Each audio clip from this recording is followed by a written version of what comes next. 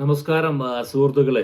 50 വർഷമായിട്ട് ഒപെക് എന്നുള്ള സംഘടനയിൽ അംഗമായിട്ടുള്ള UAE ഇന്നലെ ഒരു കത്ത് എഴുതി കൊടുത്തിരിക്കുകയാണ്. നാളെ മുതൽ ഞാൻ ഈ സംഘടനയുടെ ഭാഗമല്ല. വലിയൊരു ഗെയിം ചേഞ്ചർ റിസ്ക് ആണ് UAE എടുക്കാൻ പോയിരിക്കുന്നത്. നമ്മളൊന്ന് പരിശോധിക്കാൻ പോകുന്ന വിഷയമെന്ന് പറഞ്ഞാൽ എന്തുകൊണ്ടായിരിക്കാം UAE സുപ്രധാനമായിട്ട് തീരുമാനമെടുത്തിരിക്കുന്നത്. 50 വർഷത്തെ വലിയൊരു സഹകരണമാണ്. ആദ്യം എന്താണ് ഈ ഒപെക് എന്നുള്ള സംഘടന? അപ്പോൾ നിങ്ങളിത് ഉദാഹരണം ചിന്തിക്കുക. നിങ്ങളൊരു തക്കാളി ഉൽപ്പാദിപ്പിക്കുന്ന ഒരു കർഷകനാണ്. ഓക്കെ, നിങ്ങൾക്കൊരു 50 പേരുമായി ചേർന്ന് നിങ്ങൾക്ക് വാട്സപ്പ് ഗ്രൂപ്പ് ഉണ്ട്. ആ ഗ്രൂപ്പിൽ തലവൻ കാണുമായിരിക്കും. ആ തലവൻ പറയുകയാണ്, ജോസഫേ, നമ്മൾ ഡെയിലി 3 തക്കാളി മാത്രം ഉൽപ്പാദിപ്പിച്ചാൽ മതി.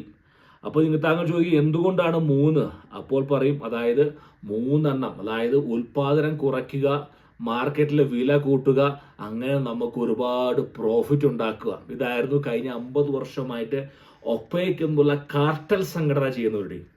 അതായത് പിടിച്ചുപറി, പരസ്യമായി പിടിച്ചുപറി, ഉൽപാദനം കുറച്ചുകൊണ്ട് പരസ്യമായി പിടിച്ചുപറി. എല്ലാവരും കുറച്ച് ഉൽപ്പാദിപ്പിക്കുക, വില ഉയരും, എല്ലാവർക്കും ലാഭം. അപ്പോൾ UAE തീരുമാനിച്ചു, ഈ നാളെ മുതൽ ഞാൻ ഒറ്റയ്ക്ക് കളിക്കാൻ തീരുമാനിച്ചു. ഇത് എത്രമാത്രം UAE ബാക്ക് ഫെയർ ചെയ്യും, തിരിച്ചടിക്കും, മുന്നോട്ട് കൊണ്ടുപോകും, നമുക്ക് പരിശോധിക്കാം. ഇതിന് കൂടെ പറയേണ്ട സംഭവം എന്ന് പറയുന്നത്, കഴിഞ്ഞ വർഷം ട്രംപ് അധികാരത്തിൽ വന്നപ്പോൾ പറയുന്നൊരു കാര്യമാണ്, ഡ്രിൽ ബേബി ഡ്രിൽ, കുഴിച്ചു ഉണ്ടാക്കുക. ട്രംപ് പറയുന്നത് എന്തോരം എണ്ണയാണ് ഈ കിടക്കുന്ന ഈ മണ്ണിനടിയിൽ, കുഴിക്കാനുള്ള സംഭവങ്ങളെ കൊണ്ട് കുഴിച്ചുണ്ടാക്കുക. അതായത് ട്രംപ് ഒരു എനർജി ക്രൈസിസിന് നേരത്തെ തന്നെ പ്ലാനിങ് ആരംഭിച്ചിരുന്നു. അമേരിക്കയിലുള്ള റിഫൈനറീസുകളെല്ലാം അദ്ദേഹം റിവൈവ് ചെയ്തു. ഇപ്പൊ ട്രംപ് ബൈഡന്റെ കാലഘട്ടത്തിലേക്ക് കാറ്റാടി സോളാറൊക്കെ ആയിരുന്നു. ട്രംപൊക്കെ അവസാനിപ്പിച്ചു. എന്തുകൊണ്ടായിരിക്കാം ഒരുപക്ഷെ UAE മാറാനുള്ള മെയിൻ കാരണം? UAEക്ക് ഒരു ദിവസം 5 ബില്യൺ ബാരൽ ഉൽപ്പാദിപ്പിക്കാൻ ശേഷി ഉണ്ടാക്കി. 5 ബില്യൺ. പക്ഷേ ഈ പറയുന്ന കാർട്ടൽ കൊള്ള സംഘത്തിന്റെ ഒപെക്കിന്റെ നിയമങ്ങൾ കാരണം അതിന്റെ വലിയൊരു ഭാഗം ഉപയോഗിക്കാൻ സാധിക്കില്ല. കോടിക്കണക്കിന് രൂപ കൊടുത്ത് വാങ്ങിച്ച മിഷനറികൾ അവിടെ പൊടി പിടിച്ചു കിടക്കുകയാണ്. അവർക്ക് 5 ബില്യൺ ബാരൽ ഉണ്ടാക്കാൻ സാധിക്കില്ല. കാരണം പണം ചെലവാക്കി ഉണ്ടാക്കിയ ശേഷി പാഴായിപ്പോയി. കാരണം നമുക്ക് കോട്ട സിസ്റ്റം നമുക്കറിയാലോ, അത് കൂടുതലായിട്ട് വന്നാൽ പ്രശ്നമാകും. അപ്പൊ ഒരു കാര്യം പറഞ്ഞു, ഇനി മുതൽ ഞങ്ങൾ അങ്ങ് ഒറ്റയ്ക്ക് ഉണ്ടാക്കാൻ പോവുകയാണ്. ഒറ്റയ്ക്ക് എന്തുകൊണ്ടാണ് ഈ പറയുന്ന നീക്കത്തിലേക്ക് പോകാൻ മെയിൻ കാരണം എന്ന് പറഞ്ഞാൽ ഫുജൈറ ബൈപ്പാസ്. ഒരുപക്ഷെ സുഹൃത്തുക്കൾക്ക് അറിയാം, UAE ഫ്രണ്ട്സിന് അറിയാം, ഫുജൈറ ജിയോഗ്രാഫിക്കൽ, അതായത് മിക്ക മിഡിൽ ഈസ്റ്റിലെ ദേശങ്ങളും ഈ സ്ട്രേറ്റ് ഓഫ് ഹോർമൂസുമായി ബന്ധപ്പെട്ടാണ് മുന്നോട്ട് പോകുന്നത്. അവരുടെ എണ്ണ കയറ്റുമതിക്കും സാധനങ്ങൾക്കൊക്കെ ഈ സ്ട്രേറ്റ് ഓഫ് ഹോർമൂസ് വേണം. UAEക്ക് ഒരുപക്ഷെ അത് വേണ്ട. UAE നേരിട്ട് ഇന്ത്യൻ മഹാസമുദ്രത്തിലേക്ക് എണ്ണ യുദ്ധമേഖല ഒഴിവാക്കി പൈപ്പ് ഉണ്ട്, അവരയിൽ pipe Habshan Fujairah pipe line, safe oil supply ഉണ്ട്. അപ്പോൾ അതുകൊണ്ട് അവർ പറഞ്ഞത് എന്തിനാണ് ഈ പറയുന്ന ഇവരുടെ കൂടെ നിൽക്കുന്നത്? അതായത് നേരത്തെ നിങ്ങൾ പരിശോധിക്കേണ്ട സംഭവം എന്ന് പറയുന്നത്, UAEയും സൗദിയും ഇതുവരെ ലോകത്തിന്റെ എണ്ണ വില നിശ്ചയിക്കുന്നത് റിയാദാണ്.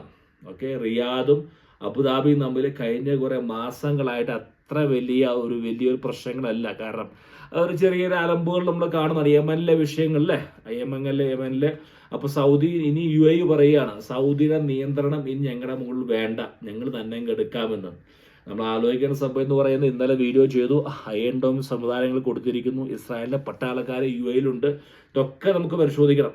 ഏറ്റവും വലിയ ഘടകം എന്ന് പറയുന്നത് ഇറാന്റെ എനർജി വാക്യൂം. ഇറാനിലിപ്പോൾ നമുക്കറിയാം, ഇറാനിലിപ്പോൾ സ്ട്രേറ്റ് അടഞ്ഞു കിടക്കുകയാണ്. ഒരു തുള്ളി എണ്ണ പോലും പുറത്തു പോകുന്നില്ല. ഇപ്പോൾ വരുന്ന റിപ്പോർട്ടുകൾ പ്രകാരം എല്ലാ സംഭരണ ശേഷികളും പൂർണ്ണമായ ലെവലിലായി കഴിഞ്ഞിരിക്കുകയാണ്.